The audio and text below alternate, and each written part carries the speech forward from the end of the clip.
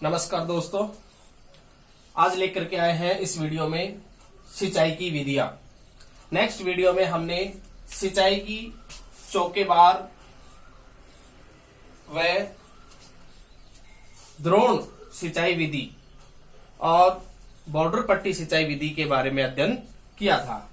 आज की इस वीडियो में है कुंड सिंचाई विधि। देखिए, कुंड सिंचाई विधि क्या होती है। कुंड सिंचाई विधि में खेत को किस प्रकार से उपयोग में लिया जाता है।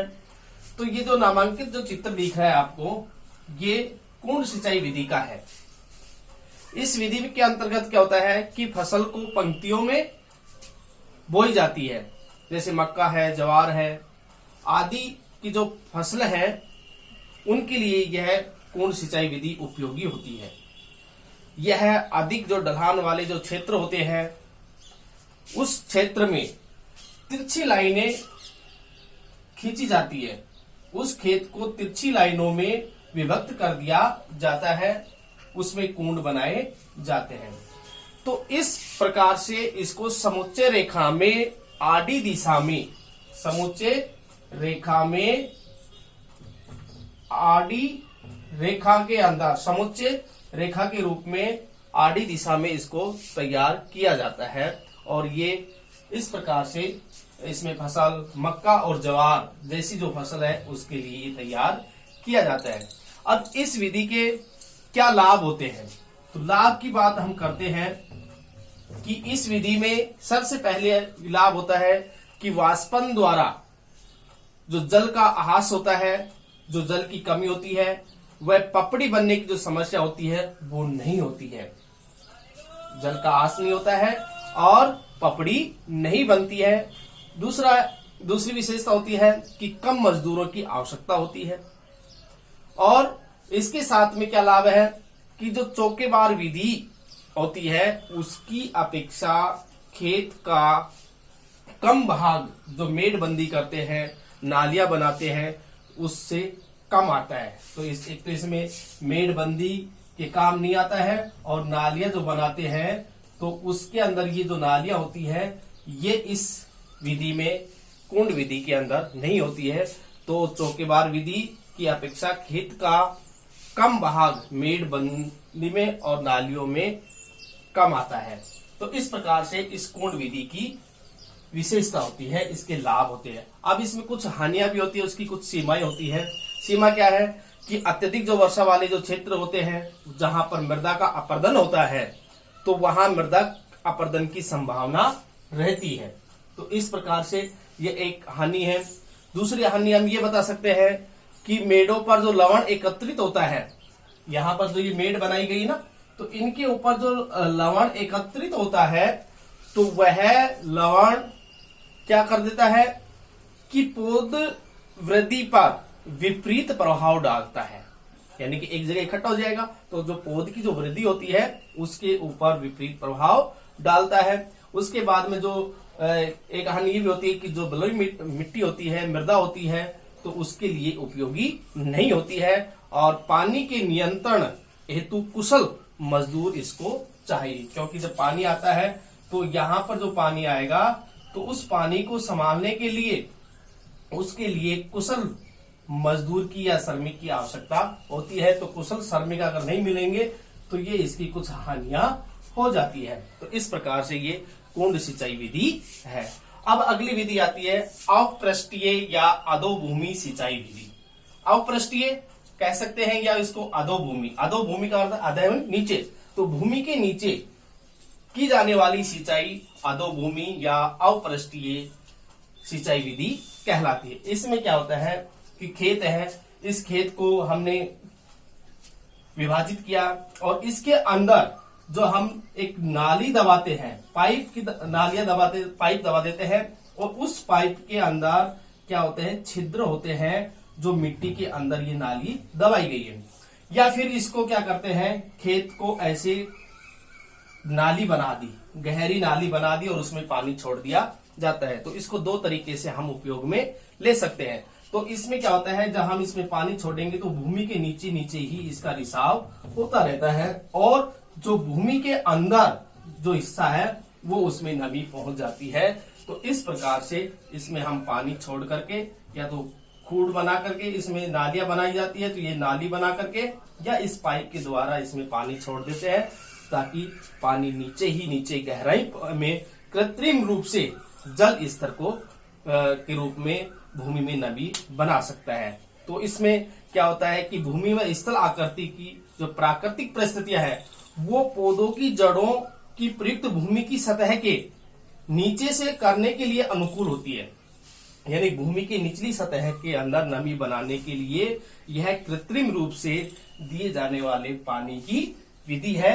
अब इस अधोभूमि जो सिंचाई विधि है इसकी कुछ विशेषताएं भी होती है, क्योंकि इसके अंदर जल खुली नालियों या रंध्र युक्त पाइपों द्वारा भेजी जाती है। लेकिन अब इसके अंदर और भी होता है कि हम जो खुली नाली के द्वारा भेजते हैं तो उसका रुकावट आदि की समस्या हो सकती है। लेकिन ज्यादातर ये जो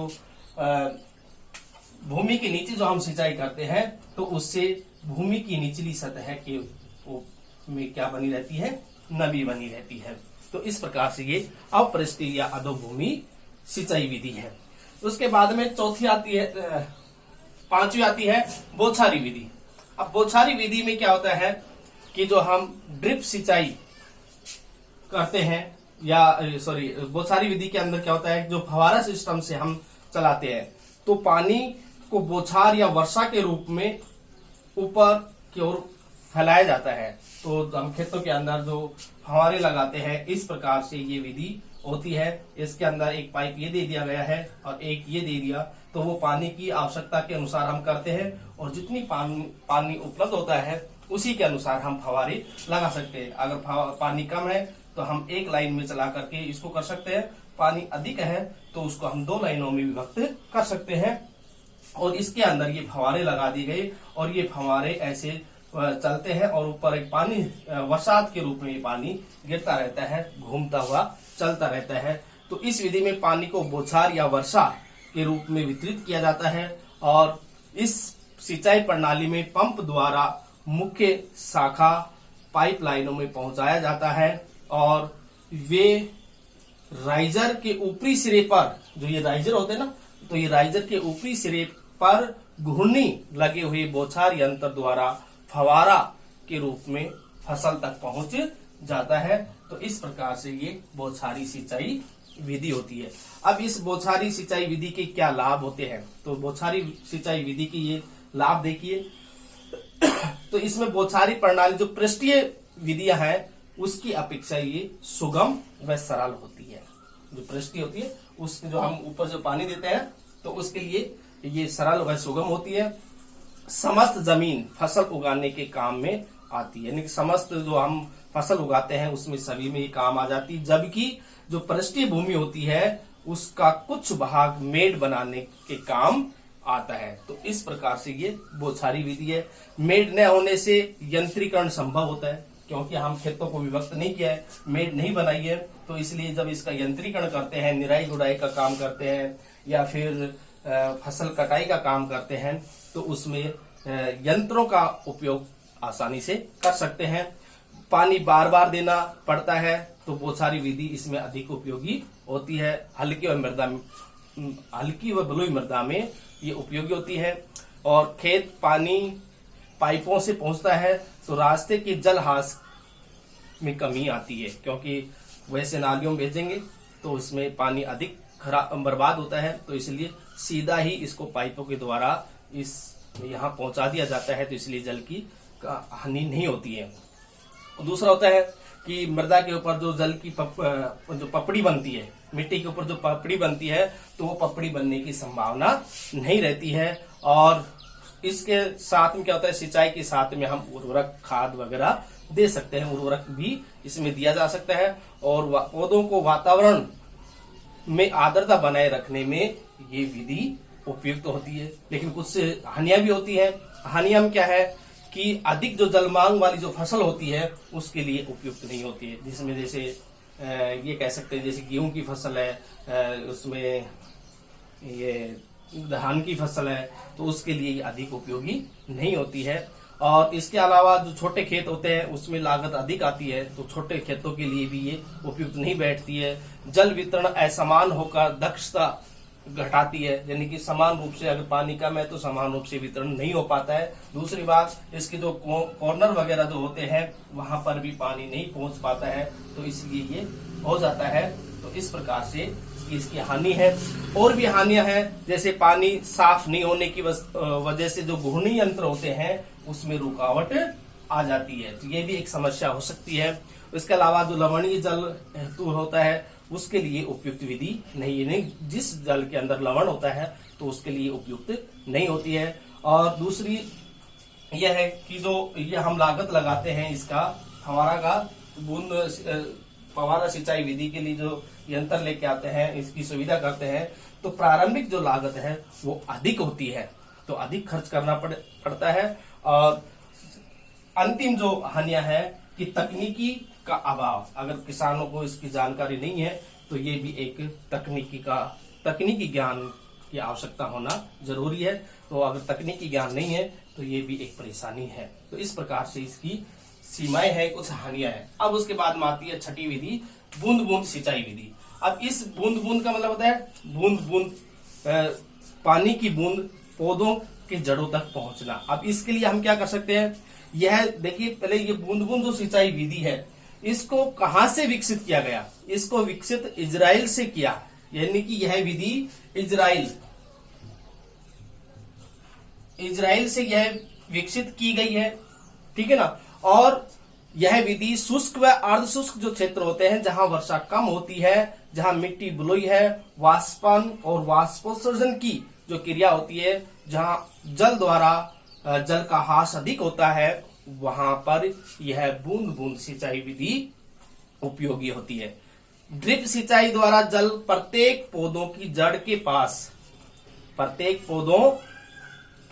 पास बूंद बूंद टपकता है। हम ये कह सकते हैं, जैसे मान लीजिए ये पौधे हैं तो इसके अंदर जो हम पाइप लगा रहे हैं, इसमें जो छिद्र होता है तो ये छिद्र उसी पौधे की जड़ के पास में रहता है, तो इस प्रकार से बूंद बूंद वहां टपकता रहता है। तो ये विधि हम उद्यान, सब्जी या फसल, जो पंक्तियों में फसल बोते हैं, गन्ना, कपास है, क्योंकि इनकी दूरी अधिक होती है, तो उसके अंदर हम ये बूंद बूंद सिंचाई विधि को हम उपयोग में ले सकते हैं। और इसके क्या लाभ है कि जड़ों में पर्याप्त नमी होने से अच्छी उपज होती है। दूसरा, सूखा रहने से खरपतवार की समस्या भी नहीं होती है।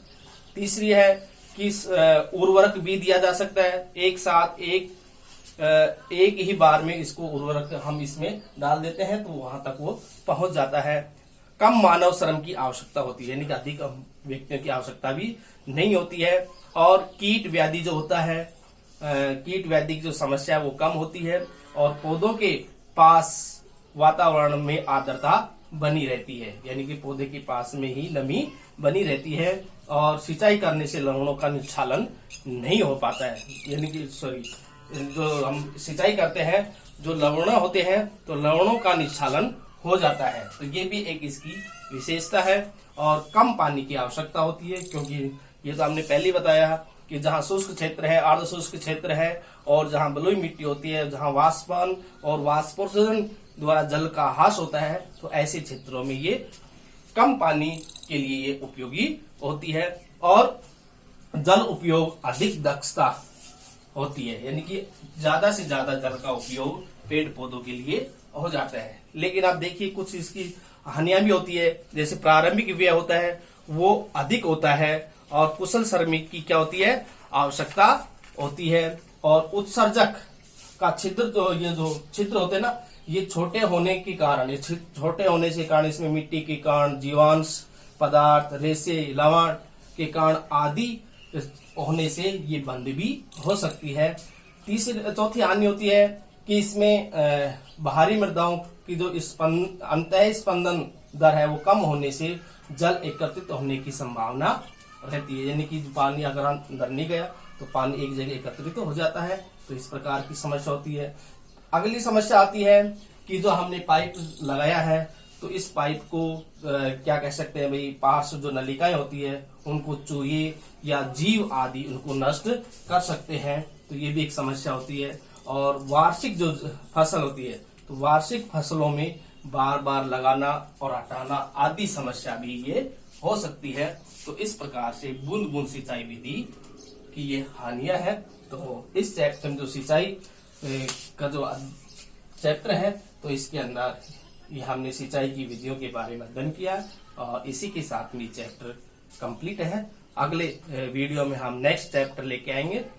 धन्यवाद।